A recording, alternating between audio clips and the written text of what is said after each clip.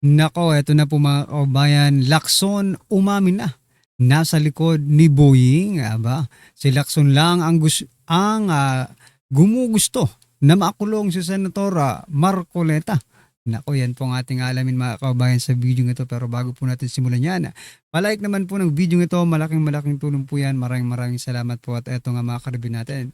Bago po natin i-play yung video, eto, pasadahan po muna natin to mga kabayan. Ito pong si Bronner, mga karibyo natin. O, sabi niya po kasi dito, sabi po dito sa balita, yan o. Eto, ang pagkaka-analisa ko dito, parang prinoprotektahan pa nila yung mga crooks, no? Yung mga buhaya sa ating gobyerno. O, eto po kasi ang balita. AFP, ha? Nagtaas ng red alert status sa NCR sa gitna ng EDSA rally.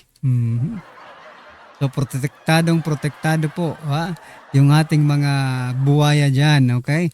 Poprotektahan po sila ng AFP. Ayon po 'yan kay General Bronner, 'di ba? Baka magkagulo nga, kailangan rin ng security nila, 'di ba? Baka mamaya isa-isang hugutin ng taong bayan, delikado. Wala nang malita. Wala nang 'di ba? Wala nang baka hindi sila makapag-prepare ng kanilang mga maleta. Yun po yung ibig ko sabihin. Alright, sabi po natin mga kabayan dito, to protect Lupin, ito talaga, no? To protect Lupin of the Philippines, di ba, General? Yun ang gusto kong i-point out kayo na. Support na nila lang, sabi po ni Andy yun, sabi po ni Mary Jane, protect the crooks at all cost. Ayun na nga. Natakot, protect the crooks. Para-paras tayo nang iniisip, no? Go and protect the crooks. Anyway, lahat nag-comment dito, protect the crooks eh. So, kasi yun ang yun ang pinakamadaling naisip na, kumbaga first impression sa ginawa dito ni Bronner, mga kababayan. Anyway, ano pong masasabi niyo dyan? Protect the crooks din ba?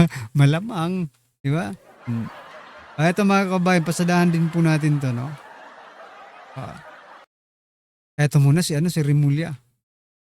Ito si Remulla, mga kababayan. Sabi po dito ni SILG Boying Remulla, ayan, no? Panawagang Marcos resign. Maaaring labag sa batas ayon kay Remulla, John Vic Remulla. Patay tayo nito. Paano pong naging bawal sa batas ang isigaw ang Marcos resign? Nung panahon nga ni former President Duterte, marami rin ang sumigaw na Duterte resign, lalo na yung mga dilawan. Pinagbawalan ba sila? Sinabihan bang silang labag yan sa batas? Huhulihin namin kayo? Diba? Walang ganon because ginagalang po ng dating administrasyon ang freedom of expression. Ewan ko lang sa panahon natin ngayon, sa present administration, kung ganun din po ba, ginagalang po ba nila ang freedom of expression? Maaaring ginagalang nila ang freedom of expression, pero may halong pananakot. Bakit? Yung mga nagkikriticize po sa gobyerno, mga kababayan, di ba, ay kinakasuhan, di ba? O di ba, parang pananakot na rin yun. O sige, magsalita kayo. You are free to speak. Pero, ito yung consequences. You have the right to free speech, pero eto, kakasuhan namin kayo. Pero pakakawalan rin kasi nga freedom of expression, di ba? Ibig sabihin, ginagalang nila yung freedom of expression pero may halong pananakot, mga kababayan. Talaga, ito sabi po dito ni Jojo, yan ang DILG Secretary namin si John Vic, may puso, malasakit sa kapwa, may awa. Sa mahihirap, okay?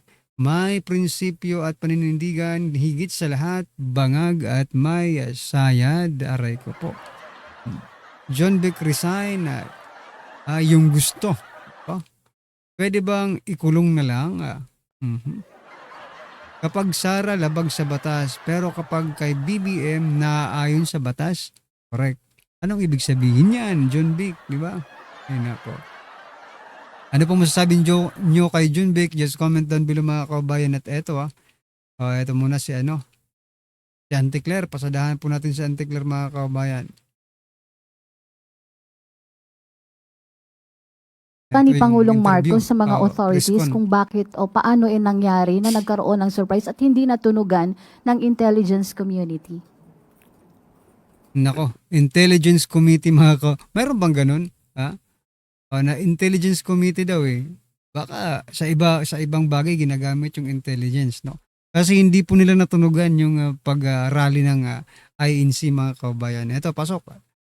Kapag ka, Ano? hindi ko po kasi masasabi kung ano po ang ginawa ng grupo. Anong grupo? Hindi po ito madadaan sa rally, pero nakikinig naman po ang Pangulo sa mga binabanggit po ninyo na nais na transparency, accountability, pagpapatupad ng batas. At yan po ang ginagawa ng Pangulo. Ha? Ma'am, may naging direktang komunikasyon ba si Pangulong Marcos o ang palasyo sa mga leader ng INC? Sa ngayon, wala pa pong naibababa sa aking impormasyon. Ay wala, yan kasi ang ANC talagang ayaw sa mga magnanakaw, di ba? Ayaw sa mga kurakot at bumabaluktot sa mga batas. Bending the law, no? Ayaw po nila ng ganun eh. Malamang wala siyang connection diyan, no? Siguro po kapag ka meron na at naibigay po sa akin, ibabalita ko po sa inyo. Pero sa ngayon, wala po naibigay sa akin. Hindi. Salamat, ma'am. Thank you po. Yusek, the Iglesia ni Cristo has criticized what it described as selective justice under this Selective justice, administration. And I quote, "We want them to know that selective justice is an injustice and we will not remain silent in the face of this grave assault on the justice that our people deserve." Do you share the view or do you agree that there's selective justice under this administration? Sa ngayon ay wala pong selective justice Sa na Ibig namamaya sabihin, in the future, magkakaroon selective justice, di ba? sa administrasyon ni Pangulong Marcos Jr. Kaya nga po kahit na kaibigan, kaalyado, nauna pa po na nakulong, na-detain. Sino? Sino po yan, mga kababayan? Ha? Nauna pa po. Kahit kaalyado. Diba? Kaibigan. Nandyan, malayang-malaya si Romualdez. Diba? Si Saldico, wala rito. Hindi ko nga alam kung hinahanap nyo ba talaga or pinatatago nyo lang sa ibang bansa. Diba? Ako itong si Claire talaga. At ngayon ay humaharap sa kaso na plunder at graft case.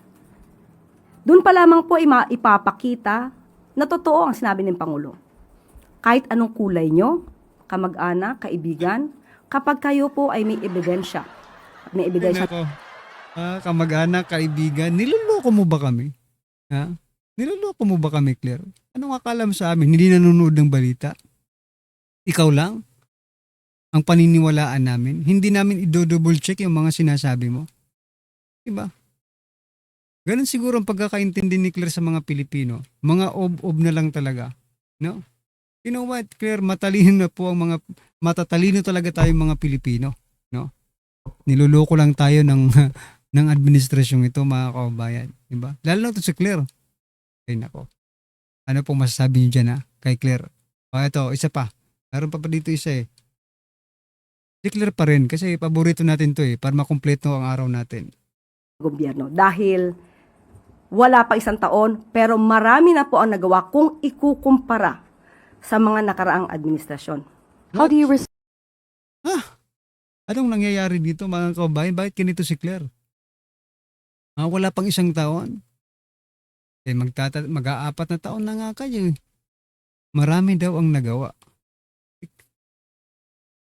Ito. Respond to criticisms na magwa 1 year na raw po since the President's last SONA at hindi pa rin daw po napapanagot yung mga dapat managot sa naisiwalat na flood control scandal ng administration po. Ay, sino nagsabi niya? The protests from this weekend po. Sino nagsabi niyan? Bakit? Kakasuhan nyo rin ba? Kaming taong bayan, nagsabi niyan. Kasuhan nyo kaming lahat. Kami ang nagsabi niyan. No? Mag-iisang taon na bakit wala pa rin nagagawa. Puro lang paninira sa Duterte ang ginagawa ninyo. Sige, kasuhan nyo kami. Diba? Kasuhan nyo yung taong bayan. Kami ang nagsabi niyan. Itong The white- kahapon? the white right? ribbon. 20. Yeah. Okay. Parang walang alam Parang walang alam. Siguro mas maganda po talaga makita nila yung mga updates. Kung ano ang nakikitang Yun nga ang hinahanap namin. Updates na mga ginagawa ng Pangulo na mga project. Pero ang ginagawa mo naman, no, imbis na mag-update ka sa taong bayan, pag nagpe-press con ka, puro ka paninira sa Duterte. Diba? Yun ang hinahanap namin eh. Yung mga project, yung mga completed project, ongoing project, diba? Yun dapat ang binabalita mo eh. Hindi paghaharap mo sa camera, okay, Duterte, left and right. Diba? Ginajab po dyan eh. Tapos, parang nagmamaang-maangan pa to eh. papaimbestiga ng administrasyon. Hindi naman din po nagpapahinga ang Ombudsman, ang DOJ, pati ang DPWH Ayun na nga. para mapanagot ang Hindi na nagpapahinga si Ombudsman. Puro kaso na lang sa mga Duterte senators. Aray ko. Duterte allied senators, mga kaubayan. Nako po. lahat ng dapat na managot. Meron na po naman nasampahan na kaso. Meron na pong Tumigil ka na nga, Claire. Nakakatawa ka. Nasampan ng kaso. Yung dalawang bumaliktad nga. Na senador. Ngayon, parang wala na. Wala na tayong balita. Opo, wala na tayong balita. Pero eto, si Joel Villanueva, mga kaubayan, meron daw nasa na yun. Ilalabas na daw yung resulta ng investigasyon ng kaso ni Joel Villanueva, ilalabas na sa susunod na linggo. Hulaan natin to kung anong maging resulta nito. Sige nga, hulaan nyo nga kung anong magiging desisyon dito. Ako, isa lang naisip ko. Akwit ito. Walang ebidensya eh. Diba? Walang ebidensya, mga kababayan. Hindi matibay yung ebidensya laban kay Joel Villanueva. Yan po ang sasabihin. For example lang ni Ombudsman Boying Rimulya. Okay? I-guess niya, baka sabihin nyo, mali ka, PNR. Baka tuluyan yan si Joel. Okay? Sige, para masatisfied lang kayo, sasabihin ko na rin dito. Tutuluyan yan. Okay? Joel Villanueva, tutuluyan yan, no? Ni Ombudsman. Tutuluyang i-acquit. Tutuluyan linisin ang pangalan ni Joel Villanueva. Okay, nako. Next week, okay? Abangan natin. Next week na yan, mga kababayan. Okay? Alright, ano po ang inyong masasabi dyan, mga kababayan? Just comment down below. At eto, pasadahan na po natin yung video. Si Senator Ping Lacson, mga kababayan, talagang, parang suportado niya. Itong si Boying Rimulya dito po sa pagkakaso ng plunder dito kay Senator Marcoleta. Well, expected naman natin yun, mga kababayan, kasi nga siya ang number 1 kaaway yata no? Siya ang number 1 kaaway, di ba? Ni Marcoleta dyan sa Senado. Ito, pasok po ito, mga kababayan. Tapos, yung sinabi ng isang witness, ito yung mga sekretary, nag-deliver, lumabas po, di ba? Yung mga Marines. Ano sabi ni Senator Lacson? Sabi niya, hindi nag-deliver, pero hindi sa Malacanang. Kasi Senator Lacson naging witness na rin. Witness na si Lacson Paano po siya naging witness? Yung mga nakikinig sa kanilang mga bahay, yung mga nanonood, pagdasal niyo po yung nangyayari ngayon. Kung may konti kayong oras at pamasahe, pumunta na rin po kayo dito dahil welcome po kayong lahat. Wala na pong daan para sa katotohanan. Sabi nila, inaharang natin ang daan. Oo! Bakit? Hinarang nyo na yung daan ng hustisya. Harangin naman namin ang EDSA. Yun! Breaking news ho ito, mga kababayan. Nako, yan, Senator Alan Peter Cayetano, nakiisa ho sa ginagawa. Talaga ho lang para makabukta dyan at sa mga gusto ba at dyan. Administration na to, kailangan pa ng permit. Ganon. Pakinggan ho natin ito si Senator Alan Peter Cayetano. Hindi, basahin ho muna natin itong kay Boy Tago. Ombudsman Boying is top as a Caviteño will always be. I Nako. trust that he won't cave in to the INC Oh, yan na. rallies and pressure. Not today, not Si tomorrow. Lacson yan, si Lacson. And certainly not when Sen Marcoleta plunder case is filed in court as earlier announced. Naku po! Grabe talaga ito si Lacson, no? Ito talaga, si Ping Lacson ho talaga ang isa sa mga gumugusto na makulong. Itong si Correct. Senator Rodante Marcoleta. Kaya pag naging presidente si BP Sara, anak ng tokwa, Yari wala ka. ho tayong nanaisin kung hindi makulong yaang Ping Lacson na yan. Sang-ayon ho ba kayo dyan mga kababayan? I-comment nyo na ho sa baba. Eto tanungin ko kayo, sino ba gusto nyo makulong? Si Ping Lacson o itong si Senator Rodante Marcoleta? I-comment nyo ho sa baba. Pakinggan ho natin. Itong si dating Senate Sige President nga, sige Alan nga. Peter Cayetano. Game! Pero para sa akin, mas maganda si Lacson, di ba? Klaro na yan. Ay, si ano? Sino? Sino yan? Si ano? Si ano? So yun mga kababayan, i-share nga po natin to itong video no ng tinig ng karunungan. Pa-share po sir ng video mo, parang ang gandang pakinggan eh. Na ito mga karibin natin, pasok. Ipinipilit ninyong plunder. Ito. Sec. Anticlaire Castro, hindi naman daw po selective ang administrasyong ito. Kaya mga kababayan, tulungan po ninyo kung makarating sa kanila ang video na ito kasi may request po tayo sa kanila eh. 'Di ba sila ay opisyal Opo. ng ating gobyerno at tayo ay kanilang mga mamamayan. Meron naman siguro tayong karapatan na mag-request po sa kanila, ano? Total, Yusek Claire, sabi niyo po ay hindi naman selective ang administrasyong ito. Nagre-request po kami sa inyo, lalo na kay Ombudsman Boying Remulla. Total, ang pinag-uusapan natin pagdating sa pagkakaso ninyo ng plunder kay Senator Rodante Marcoleta ay yung kanyang campaign funds. Kasi nga naniniwala kayo na plunder, ipinipilit ninyong plunder yung pagtanggap ni Marcoleta ng 75 million pesos na campaign contributions. Yun, 75 million lang pala mga kababayan. Hindi ko ninalang kasi malaking pera na yan para sa atin, no? Pero, kung ikukumpara mo naman mga kababayan, dito po sa campaign donation no, ni President Bongbong Marcos Jr., hindi nga siguro yata naging naka 10% mga kababayan, di ba? Kahit naman hindi yun mula sa kabangyaman ng ating bansa, bagkus ay galing sa tatlong pribadong individual, baka pwede naman din ninyong pansinin.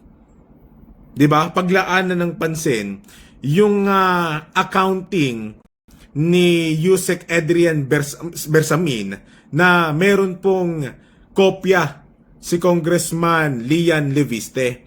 Batay po kay Senator Rodante Marcoleta, dun sa accounting ni Adrian Bersamin, dun po nakalagay yung mga pinaglaanan ng 8 billion pesos.